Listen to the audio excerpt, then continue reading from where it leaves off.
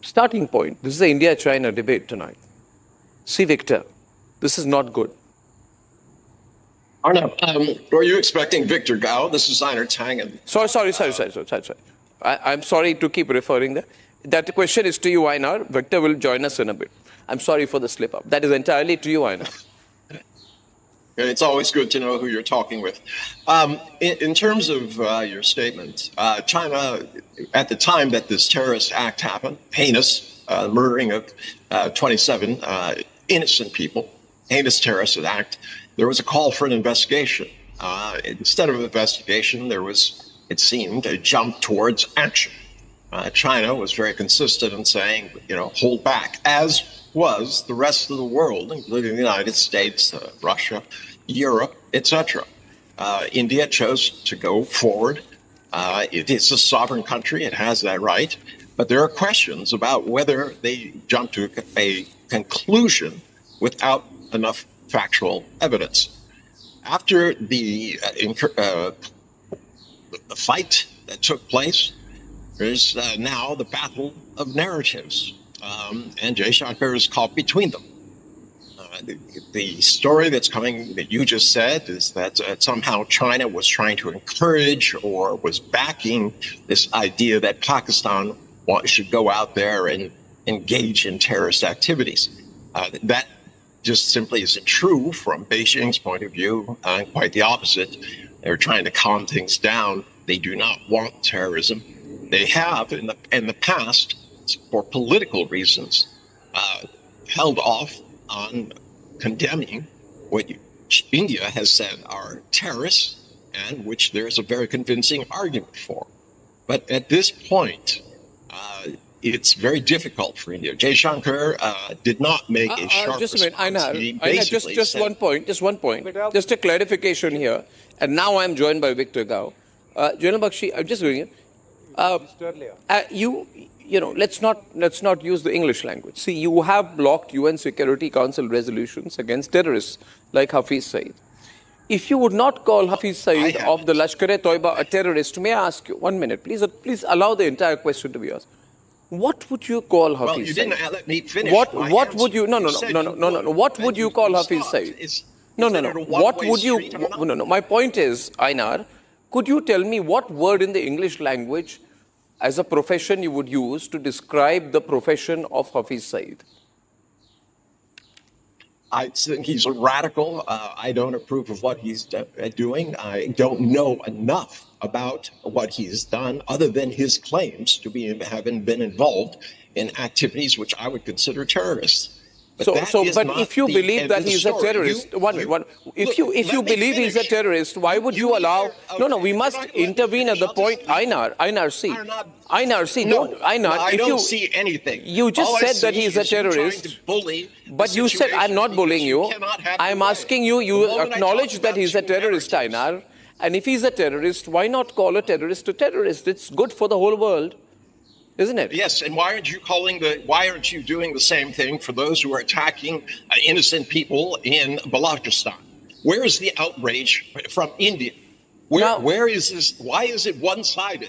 No, one minute. Only those who I will explain one thing to you. See, again, I don't know whether Einar got angry, but the point is, raising the Balochistan issue here. General Bakshi, I want to bring you in, and Victor, welcome to the program. I hope you're not in as angry a mood as Einar is tonight. The question, General Bakshi, is this. I began by a premise that China and India should work together and build a great economic relationship. However, all I said was there has to be an understanding of each other's strategic priorities.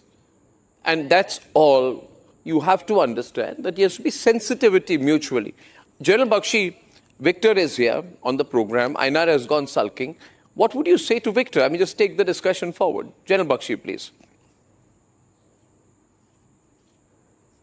Arnab, India and China are, I think, two of the most ancient civilizations on the planet, right? Till the Chinese invaded Tibet, we had very harmonious relations. Unfortunately, things have gone south thereafter. What I would like to state is China itself has a problem of terrorism in Xinjiang with the Uyghurs, right? They are victims of terrorism themselves, not just confined to the Xinjiang outlying province, but from there it has spread, and acts of terror have taken place in the whole of China, right? Now, China knows well that a country has the right of hot pursuit. When you are unnecessarily attacked in such a cowardly fashion by terrorists, you have the right of hot pursuit. India has only exercised that right of hot pursuit. We do not understand China trying to support Pakistan in its export of terror. I will let him. China trying to support Pakistan in China trying to support Pakistan in killing innocent unarmed Indian citizens. How would they like it if this thing is repeated in Xinjiang? And it could well come from Pakistan. You know how radical that country is. Who are you supporting and for what? Would you make a cost-benefit analysis? What can Pakistan bring to the table for you? What can India bring to the table for you? In terms of economics, I mean, this is a question that doesn't need to be asked. Pakistan is taking loan after loan to pay existing loans. It is a country on the brink of bankruptcy. Okay? All the investment that you may have made in the China-Pakistan economic corridor could get undone with the way Pakistan is going towards a breakup. Who are you investing in? Okay. And since Gao is a strategist, let me tell you, I'll just finish, Arnab. I'll just finish.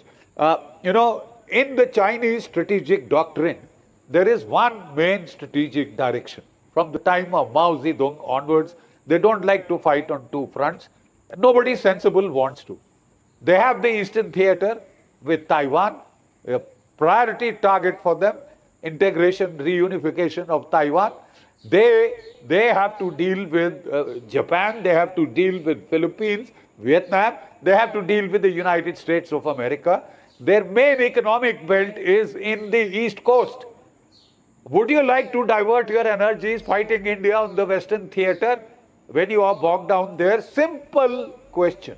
Okay, let One Victor strategist take to that. another. You made a number of points there. Victor, see, that was General Bakshi's point of view, and I think pretty much he's laid it out there for you. So your turn to respond to that.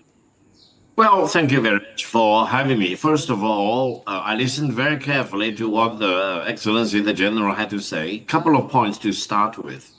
China acquired the Xinjiang before the time of Jesus Christ. So, read history first, General. And secondly, Tibet became part of China about 800 years ago. Again, read about history. When you talk about invasion of Tibet, it's not done by China. China and Tibet became one country about 800 years ago. That's the basic historical facts you need to study. I know you study the military, but studying military without historical context will not make you a great military leader. That's the first point. The second point, you talked about China and Pakistan. China-Pakistani friendship and cooperation are established on solid rocks. It will never be shaken by any force in the world. So no country in the world should second guess China-Pakistani solidarity and friendship and brotherhood and sisterhood. And such brotherhood and sisterhood did not just start in May 2025. It started quite a few decades ago. The Pakistani side and the Chinese side jointly produced military planes, and the Pakistani side has the full benefit of all the military advances that China has made over the decades. So don't pretend to be surprised if China and Pakistan closely cooperate in defending the legitimacy of Pakistan, in defending its sovereignty and territorial integrity. Now, you talked about terrorism. I personally condemn terrorism of all colors and shapes and forms. And we need to deal with the fundamental reasons for terrorism. But whenever there is a terrorist attack, you cannot just jump the gun and jump to the conclusion that accusing a certain other country as sponsoring the terrorist attack. Let's deal with the terrorist attacks as they are and get to the bottom of that by exhausting all investigation and inquiry before you will be justified to take military actions. From a Chinese perspective, taking military action is always a matter of last resort rather than a first resort. And I think it will be completely unjustified for India to jump the gun and to attack another country by claiming that Victor, that country is behind Victor, whatever terrorist Victor. attack that may have happened. Victor, if I may